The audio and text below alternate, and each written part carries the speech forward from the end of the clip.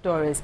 The Medical and Dental Council is to be held before Parliament for charging new fees for admissions and consultancy work Parliament did not approve. The Auditor General in its 2011 report on the Council raised infractions in clear breach of the Financial Administration Act. Appearing before the Public Accounts Committee, the Registrar of the Council, Dr. Eli Atikpli, admitted responsibility to breach.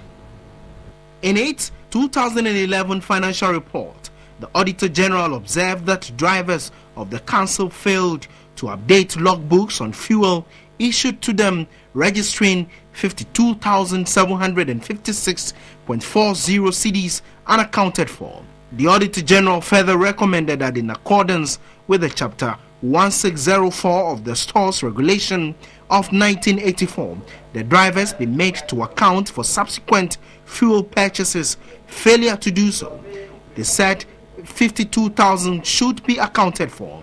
Members of the committee did not raise issues with this.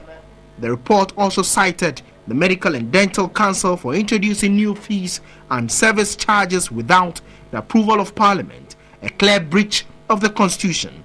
The Ministry of Finance and Economic Planning had really reviewed the fees charged by the Medical and Dental Council.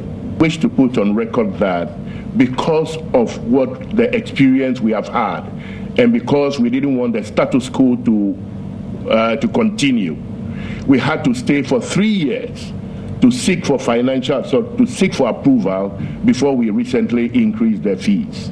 And because Cabinet thought that the economic situation at the time wouldn't allow such increases, and therefore they wouldn't even bring it to Parliament, even if you had applied. Don't let us belabor this point. What will happen is that we can't take your apology. We will report to the Speaker and the whole House, and all of us will decide what we should do. I think it has been brought to the notice of the Speaker. So for now, yes, but we are not taking your apology. Members of the committee were least enthused. Having been bold to admit all the challenges, the mistake that you've committed, the financial breaches that you've committed, I would want you to be honest enough to also prescribe sanctions for yourself.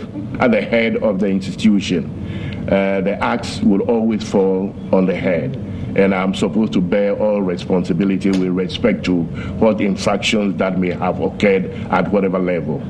It isn't that we have that habit. I continue to indicate that it isn't that the institution, a regulator, has a habit of infraction. Also appearing before the committee was the National Health Insurance Authority, the Nurses and Midwifery Council, and the Ghana AIDS Commission.